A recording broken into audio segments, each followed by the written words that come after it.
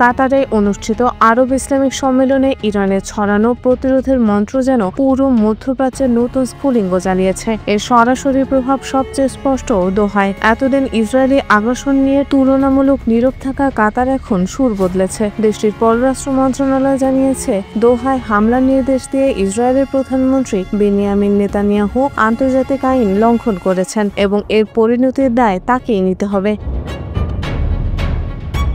দোহার সম্মেলনের পর উপসাগরীয় দেশগুলোর মধ্যে যৌথ প্রতিরক্ষা ব্যবস্থা গড়ে তোলার অঙ্গীকার নতুন আলোচনার জন্ম দিয়েছে। সৌদি আরবও বুঝে নিয়েছে আঞ্চলিক পরিস্থিতি দ্রুত বদলে যাচ্ছে, তাই প্রতিরোধের এই মঞ্চে ইরানের সঙ্গে সমঝোতার দিকে অগ্রসর হচ্ছে রিয়াদ। আঞ্চলিক বিশ্লেষকরা বলছেন, এটি মধ্যপ্রাচ্যের দীর্ঘদিনের মেরুকরণে বড় পরিবর্তনের ইঙ্গিত দিচ্ছে।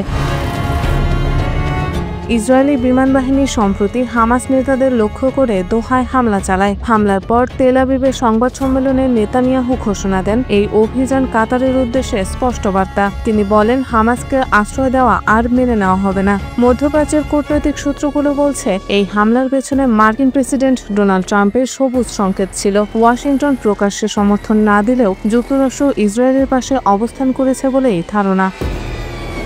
ইসরায়েলি হুমকির কয়েক ঘন্টার মধ্যে কাতারের পররাষ্ট্র মন্ত্রণালয় জরুরি বার্তা দেয়। মুখপাত্র মাজেদ আল আনসারি জানান, দোহায় হামলার নির্দেশ দিয়ে নেতানিয়াহু আন্তর্জাতিক আইনের গুরুতর লঙ্ঘন করেছেন এবং তিনি শাস্তি এড়াতে পারবেন না। কাতার তাদের জাতীয় সার্বভৌমত্ব রক্ষার জন্য প্রয়োজনীয় ব্যবস্থা নিচ্ছে এবং হামলার জন্য দায়ীদের জবাবদিহির আওতায় আনতে সব পদক্ষেপ নেওয়া হচ্ছে।